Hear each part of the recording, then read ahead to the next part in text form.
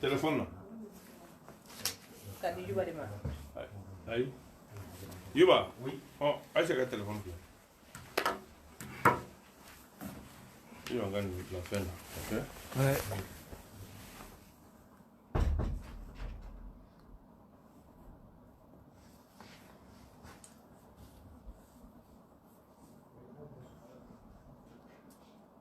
Ouais, les gens commencent à venir, les gens sont en vie.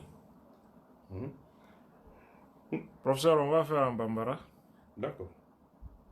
pour Pour la compréhension du grand public. D'accord. En balma wa munu be kan suit ani professeur Babou Niang de be ɲɔgɔn fɛ mɔgɔ dɔ min ni a dɔnnen bɛ Mali kɔnɔ Mali kɔ kan depuis denmisɛnniya waatiw la an ka ekɔlisow ni fɛnw na bɛɛ b'a faamu min na jinɛmoriba min tun bɛ to ka cɛncɛn kɛ zamɛ ye k'a d'a ma tɔɔrɔw tɛ professeur professeur Babou Niang i ni so an ka foli b'i ye lamɛnbagaw ani kanubagaw Mali kɔnɔ ani diɲɛ fan bɛɛ mɔgɔw bɛ k'i suit sisan en direct n'a y'a sɔrɔ foli min b'i bolo fɔlɔ k'a lase an filɛbagaw bɛɛ ma kuma b'i bolo. Ok, salam alaikum rahmatullah. Abdou Niang nga foli bi se i yɛrɛ ma fɔlɔ ka maliyɛn bɛɛ fo lamɛn jɛkulu bɛɛ ka bɛɛ fo ne de ye professeur Babou Niang ye Mamadou Babou Niang bɛ bɔ Kayi mara la précisément bɛ bɔ Bafulabe dans le secteur de Bafulabe n ye Mayina ka ye donc n ye kalan kɛ Mali kɔnɔ n'o ye duguma kalanw ye ka laban ka taa kalan kɛ n'o ye école supérieure ka taa Dakar malheureusement n taara école de médecine na pour des raisons familiales ma se ka o laban an seginna ka na Mali la n ye baara caman kɛ parce que n ye baara kɛ OMVS la l'organisation pour la mise en valeur du fleuve Sénégal maanaam tali bɛ ju tigɛ waati min na an kɛra mɔgɔ fɔlɔw ye minnu ye baaraw kɛ yen o kɔfɛ n taara Hindu jamana la ka taa kalan wɛrɛw kɛ yen mun ye dɔnniya kalanw ye donc n taara école min bɛ yen n'u b'a wele ko l'Institut des 77 secrets de la magie noire de Bombay n ye kalan kɛ yen san 14 n ye diplôme sɔrɔ n kɛra deuxième ye sur 1632 candidats donc professeur Babou de alhamdulillah professeur Babou Niang i ye kalan caman kɛ i da bɔra k'a fɔ cogo min nka i dɔnna ni min ye kosɛbɛ n'i ye bonya sɔrɔ a la ka tɔgɔ sɔrɔ a la o ye suya kalan ye ni an bɛ se ka fɔ cogo la nka i yɛrɛ ka walawalaliw la suya bɛɛ tɛ maadun ye i bɛ se ka mun ɲɛfɔ an ɲɛna a danfara kan. Bon, vous savez mɔgɔw y'a kɛ suya ye mais ne ko n ko dɔnni de parce que dɔnni ye bulonda de ye a bulonda dibilen don kojugu dɔnni nasara ka ca dɔnni koɲaw ka ca kojugu maintenant ne ye kalan mun kɛ n ye morikalan de fɔlɔ kɛ alhamdulillah rabbil alamin n ye alkurani jigi mais n ye école kalan kɛ ala tun ye seba di ma o école kalan in fana la mais kɔfɛ n taara Hindu jamana la ka taa u b'a fɔ u ka maison de magie ma ko l'Institut des 77 secrets de la magie noire n taara ka taa u bɛ magie ka taa magie ɲɛɲini parce que an ka waati la an y'a ye k'a fɔ jinɛmɔriw tun bɛ to ka na an ka duguw la an ka faama caman bɛ taa kaso la o waatiw la Soviet ko tun b'a tan fili kosɛbɛ o gérant ninnu a caman taara kaso bon na minnu bɛ miliyɔn caman dun mais n'i ye sɛgɛsɛgɛli kɛ dɔrɔn i b'a mɛn k'a fɔ ko magicien dɔ de nana i b'a ko karamɔgɔ dɔ de nana mɔgɔ t'a bɔ yɔrɔ dɔn u bɛ na u bɛ u bila sokɔnɔlaw la o y'a sɔrɔ duniya ma évolué kosɛbɛ donc dugu mɔgɔw yɛrɛ bɛ kɛ coxeur ye ka taa u las'u ma k'a fɔ dɔnnikɛlaba don u bɛ taa fɔ ko ni i ye miliyɔn tan d'a tigi la k'a bɛ miliyɔn 20 d'i ma miliyɔn 40 d'i ma bon donc ne kɔni a ko ma ni kun min na n ma se k'a faamu maintenant n'i y'i ka wari d'a ma e bɛ wari ɲuman min ta k'a d'a ma a bɛ wari fu min ta k'a d'i ma 2 ou 3 jours morikɛ bɛ taa n'a yɛrɛ i t'a kɛ yɔrɔ dɔn donc i bɛ laban ni contrôle nana wari contrôleur nana u bɛ laban k'i bila ka taa kaso la i ka denbaya bɛ to maɲumatɔ ko la bon duniya bɛ kɛ évoluer o de fanga bonyana fo ka kɛ philomaniw ye sisan u bɛ yala ka mɔgɔw ka fɛnw ŋanamu donc ne y'o de ɲɛɲini k'a dɔn ni wari yɛlɛma ye tiɲɛ mun ye to an ka jamanaw ye fantan jamanaw ye donc o de dusu don kɔnɔ n taara fɔ hindu jamana la mais n taalen hindu jamana la mais n bɛ taa tuma min ala tun ye dɔnni dɔ kalifa ma parce que dɔnniya in de y'a to n taara manantali parce que manantali seetanɛ diinɛ bonda tun ka ca yen kojugu baraji la fo alimaw tun kamana gara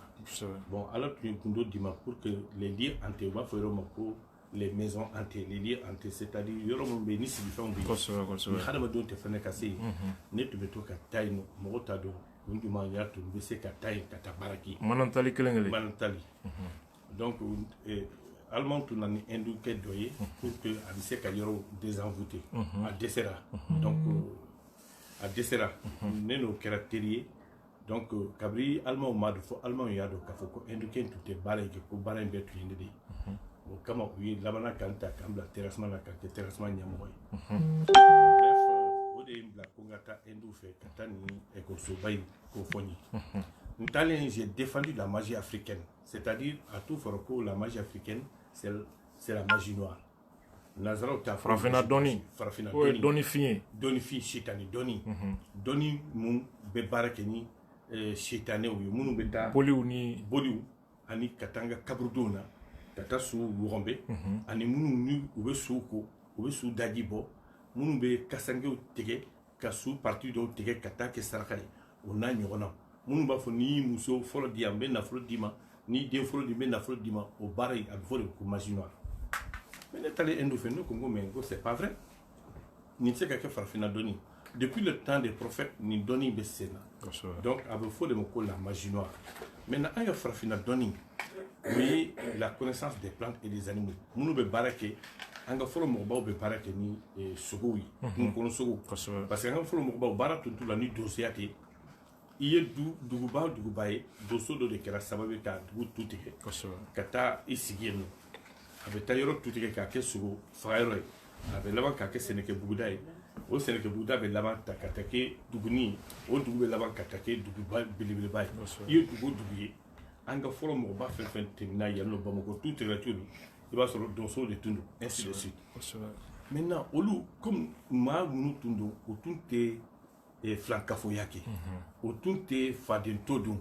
o tun tɛ janfa kɛ o tun tɛ kalon tigɛ hali ni diinɛ tun tɛ yen hali ni silamɛya tun ma na o waati la mais maa tilennenw de tun don donc o maa tilennenw olu ni ala tun ka di n'o ye fɛn fɛn fɔ ala ye kun fa ye ko ala b'a jaabi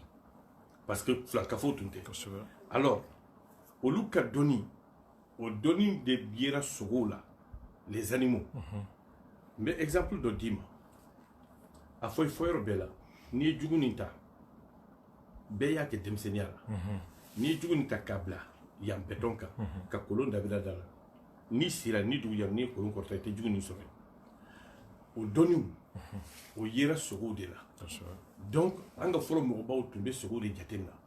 ni bi tɛ ni gange kɔnɔdimi tun ye muso min la an ka fɔlɔ mɔgɔbaw bɛ wulu jatemina wulumuso ni wulumuso gosira n'a ye kɔnɔ ta samiya donda fɛ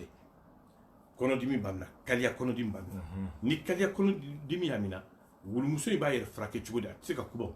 mais ala ye gundo d'a ma o gundo yɛrɛ bin de la wulu in bɛ yala le chien est carnivore a man kan ka fɛngɛ dun a bɛ sogo ni bin bɛ ɲini mais donc a bɛ yala ka taa bin kɛnɛ ɲini ka kumakan dɔ fɔ a la k'i dafa bin kɛnɛ in n'a ye bin kɛnɛ ɲimi dɔrɔn a faribasi bɛ la a b'a fari fitiri kaliya b'a la donc an ka fɔlɔ mɔgɔw tun bɛ kaliya furakɛ ni o secret ye ainsi de suite bana dɔ b'an ka denmisɛnninw minɛ ko fɛngɛ l'accès pernicieux dabi fɛngɛ a tɔgɔ di kɔnɔ a bɛ den yɛrɛ minɛ den bɛ ja a bɛ yɛrɛyɛrɛ a ɲaji bɛ bɔ o bana in a yera mun na a yera k'a fɔ ko ni muso kɔnɔma de bɛ yaala fitiri fɛ kɔnɔ dɔ bɛ an b'a wele ko dabi ni ɲamatɔ o dabi ni ɲamatɔ n'a a bɛ pan a bɛ yaala tilegan fɛ a bɛ tile bɛ kɛ kaburu kɔrɔ kɔnɔ a bɛ kaburu kɔrɔ buguri ta k'a ka farikolo la ni fitiri sera a bɛ yaala fɔlɔ mɔgɔbaw b'a fɔ ko muso kɔnɔma kana yaala ani denmisɛnnin fitinin kana yaala donc n'a panna i kunna dɔrɔn a b'a fari fiti fiti donc fɛn kisɛ a tɔgɔ di burukisɛ n'a nana ni burukisɛ nana a kan dɔrɔn muso in kan ni muso in jiginna den in kɔnɔ b'a minɛ donc o kɔnɔ bɛ furakɛ cogo di donc an ka fɔlɔ mɔgɔbaw ni kɔnɔ in kumara fo k'a dɔn a bɛ furakɛ ko magie créé k'a fɔ hindu ye k'a défendu hindu jɛra n'a ye Donc la magie rouge, elle est basée sur la connaissance des plantes et des animaux. C'est-à-dire, chaque animal créé par Dieu a un secret. Anga sogo be, il sogo sogo, gundo de babo. Wallahi, ala manira dafen fo la ni dugati. Ni bebo dafen fo ta ni dugati. Duga be dunya fonfon ni bora sogo la, ni sisilema de bel sanfé. O sisi na ni duga yi sisi yidro abe pan. Na pana ka se sisi na abe diga beta sou soro dali, abe balono subi. Ala dafen da ay fere do dama, ana balo chugo. Donc, on a fait le mobile de tout le monde, mais bi ante jatinake ante korosidike. Donc, au magie, il faut que magie rouge. Vous dites que mania fait un doni bonda à Katia. N'étant ni barre ni défend, mais mata dina moria ko défend. Mais n'tani ni bundo sol parce que doni à la détail et que le prophète Mohammed sallallahu alayhi wa sallam a ko ay doni ni. Hani doni bi foshin ayani. Mais faut hadama donc cadon ko doni escalier bambali de do. Tant que il y a dunia qu'on est bénina, il veut qu'à donner nyani, il veut qu'à escalier qu'à donne. Faut qu'à tasser ici banima. Ici beba il te donne sol, il te perd sol. Mais ni si banayro mais il t'a donné d'année. Mais dis-toi que donner bi ça fait là. Et que Allah t'ala fana be donner fana ça fait là. Donc Allah sogo sago. Ninde do donc nim doni bonda nous ne tara ni faire de kalanki. Professeur Babou Nyanga anye famia basro ni na kosove. N b'a dɔn k'a fɔ Musa Tile waatiw kamanagan dɔ tun bɛ ko dugukolo yɛrɛ tun kan ka kɛ Mali ni a dafɛ jamana caman na suya kɔnɔna la i yɛrɛ ko suya kɔrɔ ye dɔnni de aw tun ye fɛn caman ɲɛfɔ k'a fɔ an ka sarakati dɔw bɔ i dɔnna n'o ye kosɛbɛ maa minnu bɛ suili kɛ kabi waati jan minnu tɛ denmisɛn ye kojugu olu b'o histoire kalama fo ka taa se fɛn caman ma. N b'a fɛ ka e ɲininka min na sisan an y'a mɛn k'a fɔ ko lajɛba dɔ bolodalen bɛ aw bolo di février kalo nata o tile 8 lajɛ in a denfaya talen bɛ k'a di ɲɔrɔn sirifukɛ ma lajɛ in ye mun lajɛ sugu ye munna a y'a denfaya ta k'a di ɲɔrɔn sirifukɛ ma kɔrɔ dɔ b'a la wa. Bon, vous savez Abdul ne bɛ association dɔ de ɲɛmɔgɔya la association min tɔgɔ LATSOA. LATSOA, c'est l'association des détenteurs du savoir occulte africain. Donc, il y a fait LATSOA, Kadamna Dakar, faut Johannesburg, Kadamna Nouadhibou, faut Caire, Égypte, avec un Nyamo Badini. Au LATSOA, Nina ni Utara Fouli qui Bouyebara. Fouli qu'on l'a là. Encore donné quel okanku, tege de Yorma. Anga Djamala Deme. Jamana wɛrɛ t'an bolo ni Mali tɛ afin que jamana bɛ se ka bolo la jamana bɛ se ka dɛmɛ minnu bɛ fanga la an bɛ se k'u kɔrɔma dɔn cogo di k'u dɛmɛ cogo di afin que jamana bɛ se ka basigi o de hukumu kɔnɔ dɔnnikɛla bɛɛ ka foli bɛ ni yɔrɔ bi parce que bɛɛ bɛ ka dɔ kɛ mɔgɔ si kana jɔ si ta ma parce que hali minnu bɛ seli ka dugawu kɛ dɔ de don. Donc, laïdu di buyema boni ala taala jenana inshallah ni ala nyuman do bamako on fana ben kanfli nga ton mo ni kanfli ton nga ton deuma ani on kan nyogo ni teru ni mu bora go mena la donia wodi kama ni lancement qui pour que 2020 mbeka conférence en Afrique na de fomako croisade internationale de démystification sans sambe jamana duru worota mbake o jamana wala donc ani Mali sugandi pour que ka for nke c'est que na kata chokoroba fe kata nyafai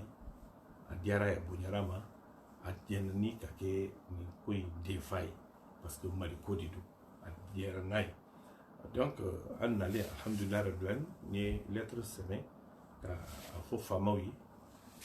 o kase ka donc a fo amba fe kani la jenke mais la jen kono deme ba chama bena doni kira chama bena dobe bo Beni dobe bo Gambie dobe bo Guinée dobe Guinée Bissau partout dobe bo Nigeria dobe Niger Burkina Faso un peu partout jamana chama doni kira de farñon kankana donc nyamboy professeur Babou on nana amena population sensibilisée ka ou formée filomanw bɛ mɔgɔw tromper cogo min jinɛmuru bɛ mɔgɔw tromper cogo min wari ɲɛnamaw bɛ mɔgɔw tromper cogo min u bɛ suya baaraw kɛ cogo di u bɛ kɔrɔtɛw kɛ ka mɔgɔw dabali an bɛ siècle mun na il est temps que africain k'u ɲɛ yɛlɛ an ka baara jugu dabila an ka baara ɲuman kɛ afin que continent bɛ se ka développer cogo min bon n'o bɔra yen bana caman bɛ yen bana minnu nanzaraw tɛ se ka furakɛ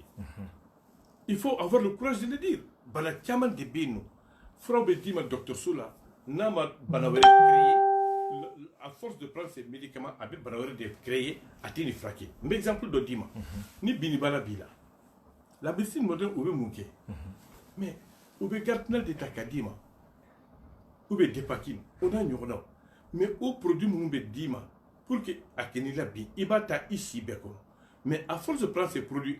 est-ce que à la longue a tɛ bana wɛrɛ provoquer oui a bɛ bana wɛrɛ provoquer ni muso de don a bɛ muso ka laada tigɛ a k'a fari funu k'a kɛ naloma ye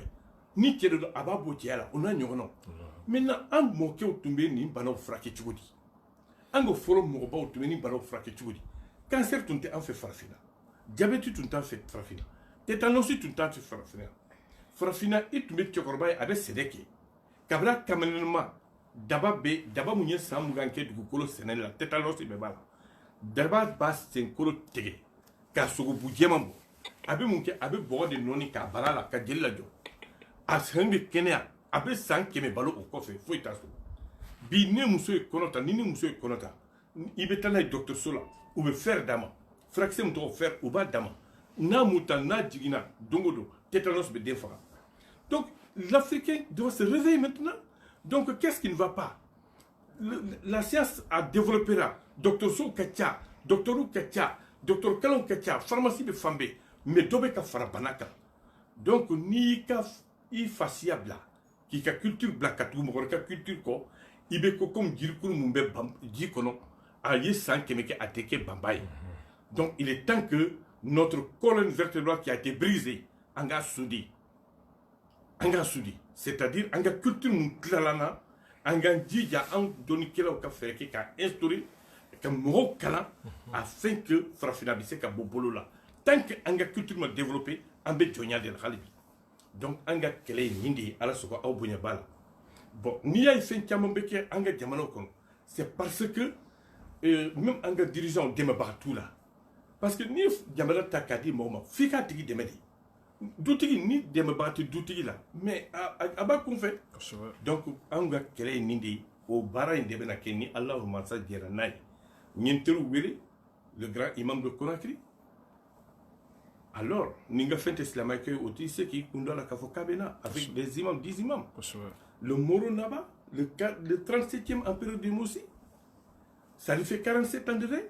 Burkina Moro Naba bɛ na Moro Naba n'a ye sɔrɔ n ka ko t'a kɔnɔ n ka ko tɛ a dusukun na mais a t'a fɔ k'a bɛ na o ni n ka ko tɛ silamɛ ko ye moi je crois que Buye mais Buye kɛdi mɔgɔ ladamunen de don a tɛ se k'a fɔ k'a b'i sen don a la donc ni don ala sɔgɔ aw bonya b'a la dɔnnikɛla caman welelen don dɔw ye silamɛw ye dɔw tɛ silamɛ yɛrɛ ye dɔw ye chrétiens ye mais an ko de ko l'Afrique farafinna donc nin tɔn sigi de bɛna kɛ yan ni ala masa jɛra n'a ye ni an ye conférence in kɛ le 8 février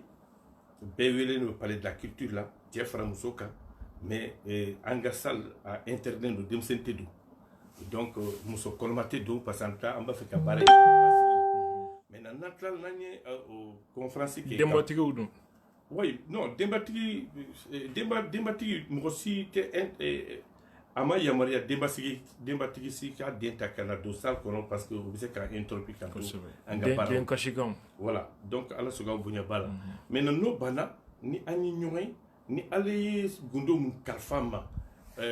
an ka se ka saraka kɛ k'a di jamana ma mais an b'a di faamaw ma an b'a di jamanadenw ma jamanadenw ka se ka a kɛ afin que jamana bɛ se ka basigi cogo min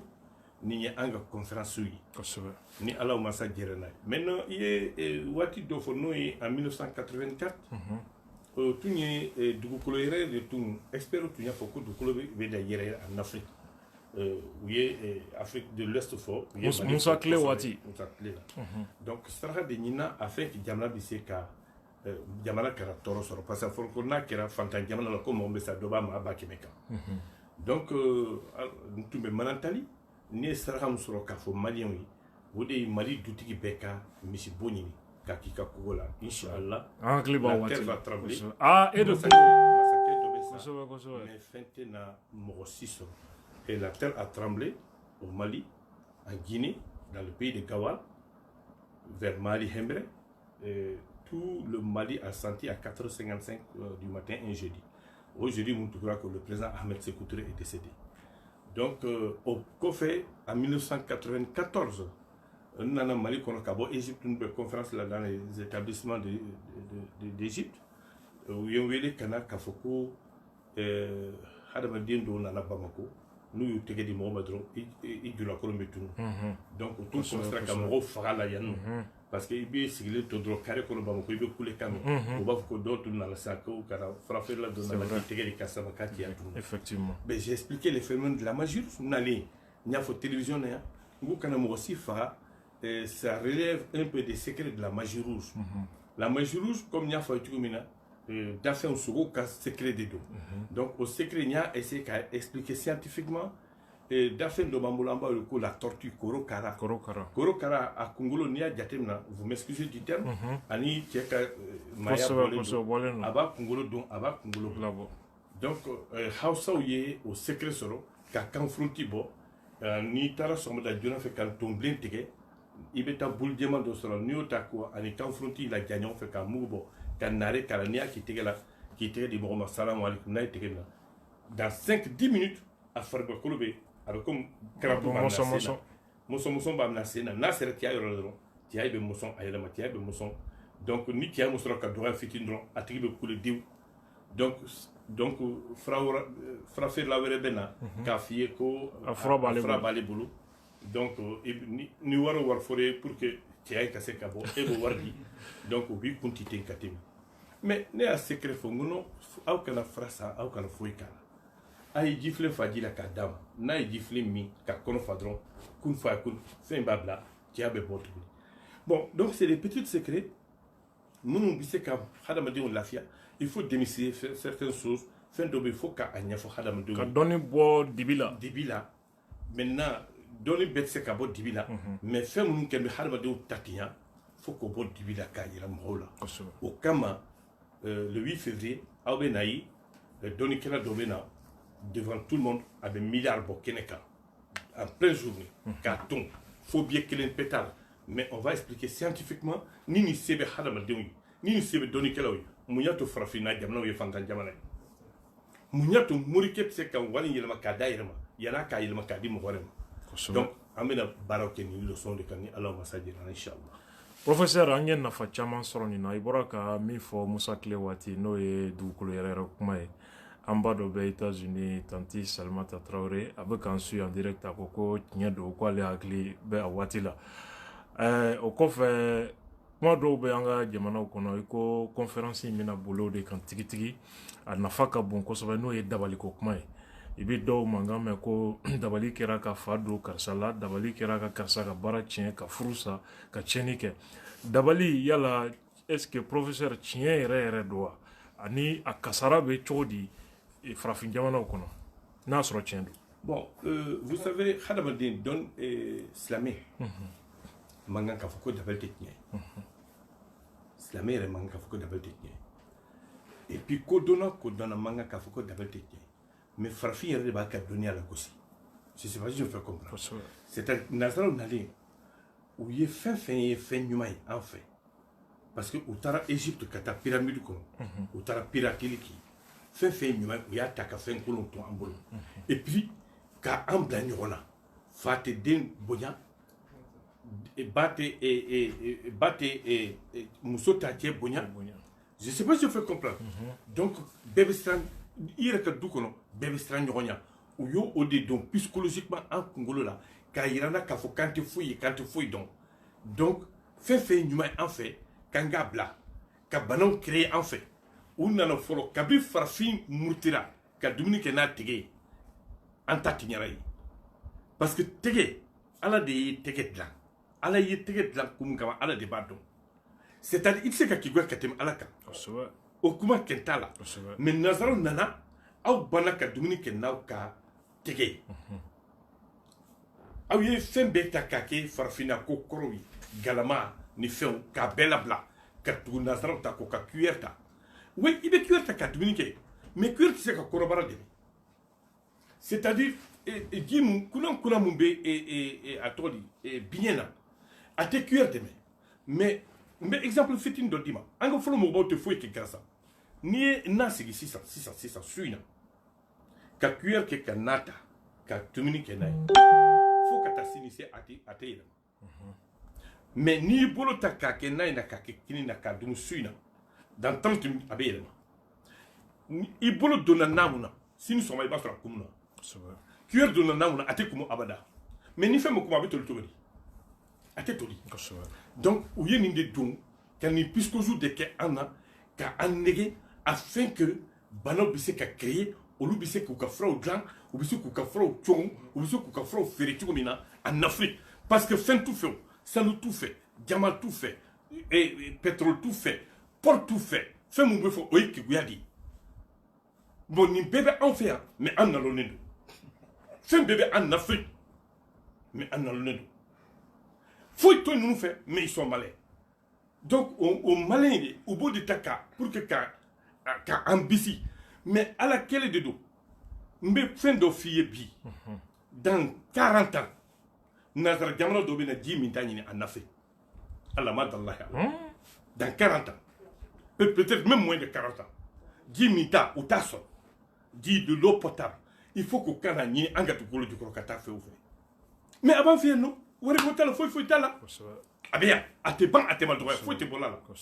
o de kama an ka dugukolo barikalen an ka jamana barikalen mais ni hadamadenw ma ɲɔgɔn min na ka ɲɔgɔn dɔn a tɛ se ka bɛn pour revenir à ta question là j'espère que je fais comprendre donc an de ni de jateminɛ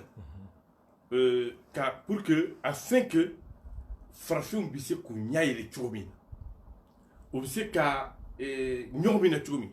dɔnni mun n'a sɔrɔ an b'a dogo dɔnni ka se ka kɛ fɛn ye fɛn bɛ se ka kɛ kalan ye afin que les Africains puissent a ka se k'u servir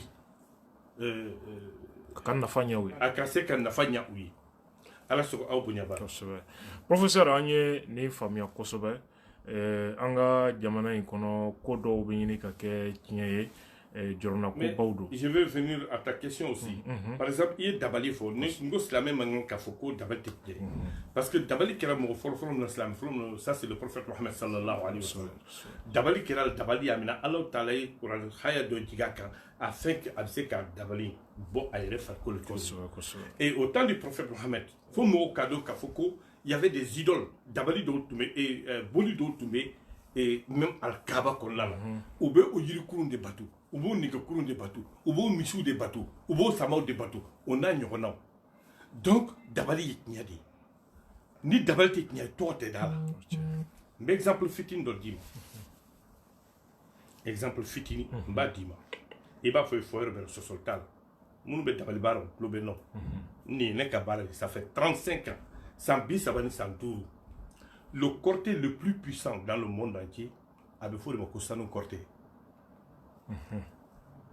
corté min bɛ tugu la a bɛ fɔ de ma ko sulalajigi corté min bɛ tugu sulalajigi la a bɛ fɔ de ko ɲɔkisɛni nin corté saba in bɛɛ bɛ Manden jamana kɔnɔ o ɲɔkisɛni a bɛ baara ni mun ye hadamadenw de bɛ yaala bamanan na ka taa ntomisa ɲini k'a minɛ ntomisa ye saa jumɛn ye saa mun don a tɛ kiiri k'a yɛrɛ ma mais n'a ye fan da ala ye gundo mun d'a ma a bɛ meleke k'i da fan kɛrɛfɛ dafɛn o dafɛn n'i nana tɛmɛ fan kɛrɛfɛ n'i ja dara fan kan a b'i ja sɔki kun fa kun n'a y'i ja sɔki toi qui es athée par la télépathie la transmission directe de la pensée d'une personne à une autre une distance éloignée télépathie daminɛna ten alors o ntomisa bamananw de tun bɛ taa ka t'o minɛ fɔlɔ-fɔlɔ depuis l'ancien Manden n'u ye o san in minɛ o bɛ taa dingɛ ɲini a bɛ fɔ dingɛ ma ko ngɛlɛnin ka dingɛ i bɛ ngɛlɛnin dɔn a bɛ dingɛ de sen u bɛ san in introduire dingɛ kɔnɔ u bɛ kabakurubaw kɛ ka dingɛ in datugu sen tɛ sa fɛ ka dingɛ sen san in bɛ to en prison pendant 7 mois janvier février mars avril mai juin juillet vers le mois de juillet samiyɛ donda bamanan bɛ na ka na kabakuru in dayɛlɛ san in sɛgɛnnen san in kɔngɔtɔ sayi a torole a kere ɲafiɲɛtɔ ye dibin bɛ dingɛ kɔnɔ a b'a kɛ ɲafiɲɛtɔ ye funteni bɛ dingɛ kɔnɔ a b'a fari bɔsi k'a bunaki k'a kɛ sa jɛma ye le fait que a ma dafɛn sɔrɔ k'a kin le fait que a ma tori sɔrɔ k'a kin pour que ka venin ta venin b'a a da kɔnɔ ça devient très toxique ni sayi bɔra bamanan b'a fa a y'o fɔ fɔ yɔrɔ bɛɛ la scientifiquement n'i ye sa bila dingɛ kɔnɔ a bɛ san 7 kɛ a tɛ sa a bɛ kalo 7 kɛ a tɛ sa ji tɛ d'a ma dumuni tɛ d'a ma alors ni bamanan ye sayi fa ɲɔ dɔ bɛ sɛnɛ an fɛ bamanan ko kende kende kisɛ bamanan bɛ taa kende kisɛ dama dama ta ka sa da wa k'a kɛ sa in da kɔnɔ ka mise ni gari ka sa in da kara afin que ɲɔkisɛ in kana bɔ tuguni bamanan b'o sa kunkolo ta ka taa so kɔfɛla la ka dingɛ dɔɔni sen ka kunkolo in don yen ka bɔgɔ kɛ k'a datugu sɔmɔ sɔmɔ kafiri in bɛ ala min na ka selidaga ta k'i yɛrɛ kɛ comme a bɛ taa kɔfɛ taga la parce que ɲɛgɛn tun tɛ yen n'a taara yɔrɔ na a bɛ ji funfun au fur et à mesure qu'il arrose sa kunkolo bɛ décomposer ɲɔkisɛ bɛ sa kunkolo kɔnɔ a bɛ falen n'a falenna o ɲɔkisɛ o ye kɔrɔtɛsun de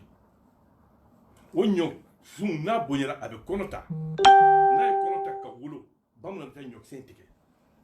segu bamanan tun bɛ fɔlɔ daw tile la da mɔnzɔn tile la n'u b'a fɛ k'i ku tigɛ u b'i nɛgɛ ka taa ɲɔdulɔmin yɔrɔ k'i to ɲɔdulɔmin na u b'i janfa u bɛ ɲɔkisɛ dama dama ta ka taa k'a mugu bɔ ka ku soni jukɔrɔ i naloma i t'a kalama i ka filenin sigilen bɛ ɲɔdulɔ b'a la dɔrɔn u b'i den ka k'a la n'i y'a min dɔrɔn paw coagulation du cœur du sang blocage arrêt cardiaque u b'a fɔ k'a ye a minɛ fo k'a ku tigɛ k'a sɔrɔ u y'i empoisonné de o ɲɔkisɛ kelen anw fanfɛla la bɛlɛdugu mara k'a daminɛ sabugu piyɛbugu basabugu ɲɔgɔn na o bamanan bɛ ɲɔkala de ta ɲɔkala mun kɛra nin ye ɲɔkala in u b'a diviser en 3 parties o ɲɔkala n'i taara i jɔ siraba ka cɛ o cɛ tɔgɔ la k'a fila tɔgɔ la k'i ka i kɔdi ni maa o maa na tɛmɛ ɲɔkala in tɛ réagir mais n'a tigi nana ka sago ɲɔkala in kunna ɲɔkala in bɛ kɛ sa ye a b'a sɔki n'a y'a sɔki dɔrɔn o b'a ko kala ye karisa sɔgɔ n'i y'a mɛn bamanan ko kala ye sɔgɔ dɔrɔn prépare-toi c'est la mort tu as été mordu par un serpent agile un serpent qui n'a pas de sang qui n'a pas d'incestin tubabu yi nana o de ta k'o modifier k'a kɛ tulonkɛ kelen ye aw bɛ jinɛ minnu ye olu bɛ magie blanche k'i la les jeux de prestidigitation u bɛ fugula ta ten ka zonzanniw bɔ a kɔnɔ o n'a ɲɔgɔnnaw c'est des animaux agiles qui n'ont pas de sang a bɔra kɔrɔtɛ in de la bele buguni bamanan ka daminɛ buguni ka taa fo badogo la o bamanan bɛ mun kɛ u bɛ ɲɔkisɛ in de ta ni muso u bɛ muso fɛ muso in banna furu ma u bɛ muso in suit fɔlɔ ni muso tun bɛ ɲɛgɛn kɛ kɛnɛma n'a ye ɲɛgɛn kɛ u bɛ fɛn in ta k'a k'a la n'u y'a k'a la dɔrɔn sa b'a kɔnɔ fɛn bɛɛ bɛ kɛ sa tɛ yen alors c'est la méchanceté kɛɲɛba kɔnkodugu kɛɲɛba o maninka bɛ mun kɛ o bɛ ɲɔkisɛ ta arabadenw ka taa kungo kɔnɔ ka taa nin tonkunbilen sanfɛ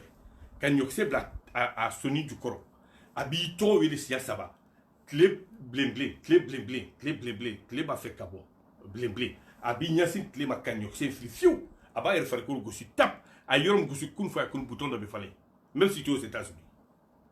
et naloma in bɛ nɛgɛ kɛ k'o tigɛ dɔrɔn c'est fini c'est devenu comme le cancer o jeli bɛ don fo ka laban k'i ta tiɲɛ i bɛ taa lahara mais il est temps qu'on arrête ça n'aw bɛ s'o la mun y'a to aw m'o dɔn k'a kɛ misili ye ka nazaraw kɛlɛ mun y'a to dɔnnikɛlaw m'u tɛgɛ di ɲɔgɔn ma an ka nin dilan k'a kɛ bɔnbu ye k'a di an ka gouvernement ma donc professeur ka kɛlɛ nin de donc dabali bɛ yen c'est vrai ni ala ma sa jɛrɛ n'a ye nous allons développer an bɛ dabali kɔrɔtɛw développer malien cité bon corté la tuguni c'est terminé inchallah le 8 février en bas secret di bɛɛ ma fils sabi o bɛ kɛ min palais de la culture sɔgɔma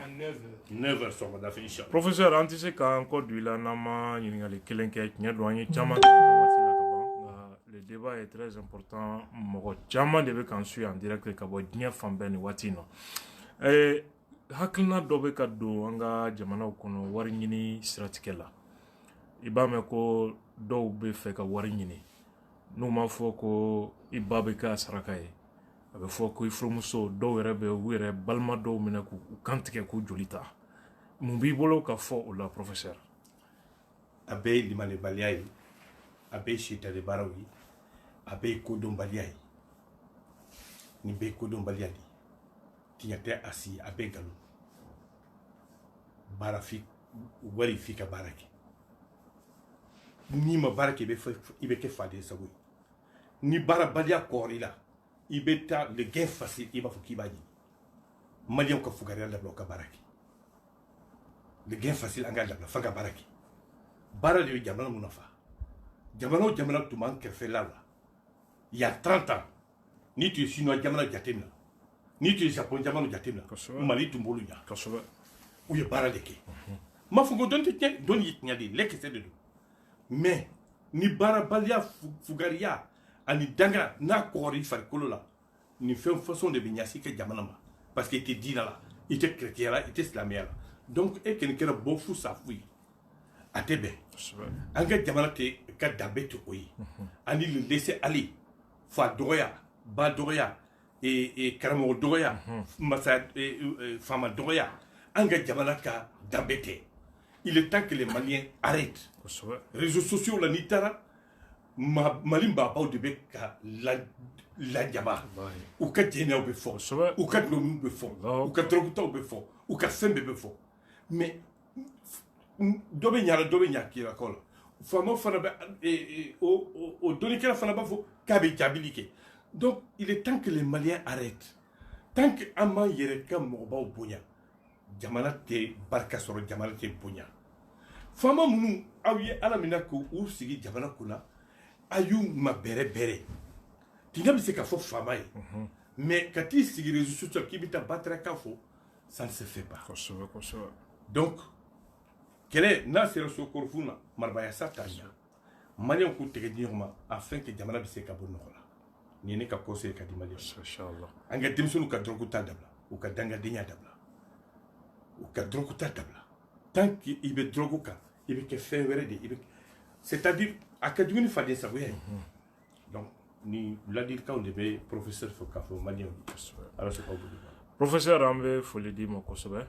k'a fɔ an filɛbagaw ni an lamɛnbagaw bɛɛ k'a fɔ ni professeur babu ɲang an n'ale de tun bɛ ɲɔgɔn bolo u bɛna lajɛba kɛ farafinna seko ni dɔnko tigilamaw minnu ye gundo dɔnba jɔnjɔn ye aw ko ka dɔnni bɔ dibi la min bɛ se ka adamadenya nafa a ka bila bɛɛ ka bolo kan o sigi de bɛna kɛ février kalo tile 8 nata palais de la culture la a bɛ kɛ sɔgɔmada fɛ professeur maa caman bɛ n'i yɛrɛ ɲininka nin kɛnɛ nafa ka bon cogo min mɔgɔw bɛna billet de ta ka don wa dɔrɔmɛ kelen tɛ sara bɛɛ bɛ don fisabila bɛɛ bɛ don fu n'i bɛ taa dɔrɔn i jija n'i ka bɛ n'i ka kayi ka taa ni gundo min fɔra aw k'u sɛbɛn afin que dɔnni ka bɔ lenburubaya la a ka kɛ bɛɛ ta ye parce que fɛn fɛn y'a bila retard la en Afrique o de an ka dɔnni an y'a ta k'a dogo ni exemple ta Mali kan